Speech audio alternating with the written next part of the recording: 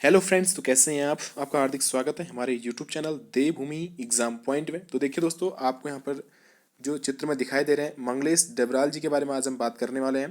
तो देखिए, इनके बारे में जो है यूके ट्रिपल एस सी के यहाँ पर जो सिलेबस है वहाँ पर भी इनके बारे में जिक्र कर दिया गया है। तो आपको जो है इनके बारे में जानना है और यहाँ से क्वेश्चन आता है। आप देखिए, आगामी समय में यहाँ पर जो परीक्षाएं होनी है, पटवारी आप देख लीजिए, पटवारी, लेखपाल, बंदी रक्षक, फॉरेस्ट गार्ड, पुलिस, आगामी समय में यहाँ पर उसका भी एग्जाम होना है, एसआई।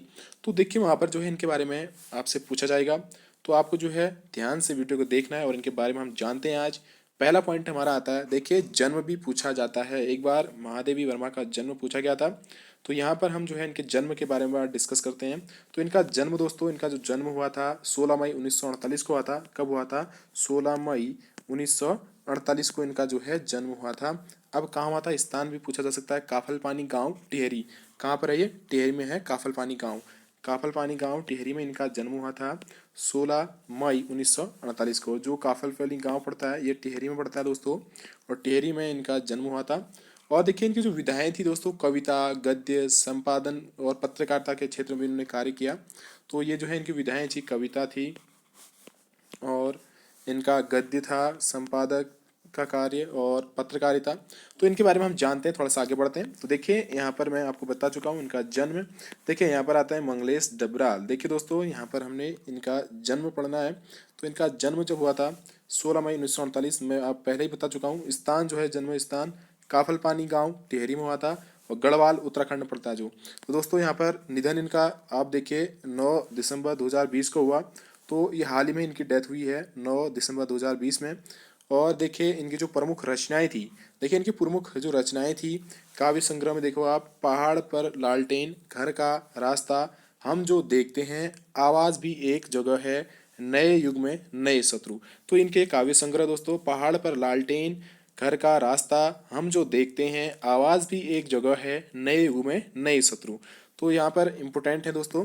देखिए, यहाँ पर एक नोट लगा है, तो नोट को ध्यान से पढ़ लीजिएगा।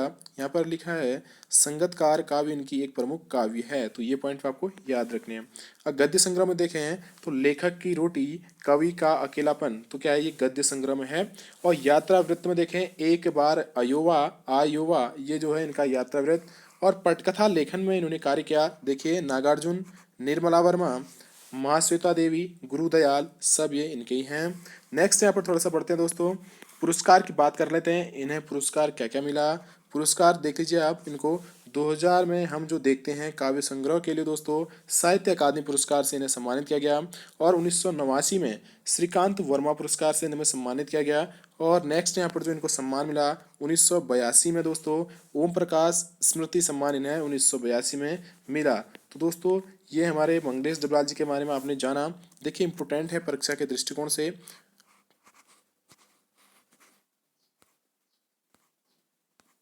देखिए, थोड़ा सा जो दोस्तों अन्य महत्वपूर्ण तथ्य अगर हम इनमें जानना चाहें, इन्होंने जो है त्रैमासिक पत्रिका पूर्वाग्रह में बतौर सहायक संपादक का कार्य भी किया दोस्तों। इन्होंने जो है यहाँ पर कार्य किया। और 1983 में जनसत्ता में साहित्य संपादक का इन्होंने पद संभाला। कब संभाला? 1983 में दोस्तों, इन्होंने जनसत्ता में साहित्य संपादक का पद संभाला। और विकल स्मृति पुरस्कार एवं दिल्ली हिंदी अकादमी पुरस्कार से भी इनको सम्मानित किया गया। तो ये पॉइंट आपको याद रखने हैं। तो इनके महत्वपूर्ण जो यहाँ पर हैं, आपको इनकी रचनाएं पढ़नी हैं। और यहाँ पर देखिए, इनके जो गद्य संग्रह, लेखक की रोटी, कविता का अकेलापन और पहाड़ पर लालटेन, सब ये जो इनकी रचनाएं हैं आपको ध्यान रखना है। और 9 दिसंबर 2020 को इनकी डेथ हो जाती है दोस्तों। हाल ही में 1-2 साल हो रखा है इनको। तो ये पॉइंट आपको याद रखने। तो दोस्तों, आज थी यहीं पर रुकते हैं, मिलते हैं नेक्स्ट वीडियो। तो ढेर सारी शुभकामनाएं आपको।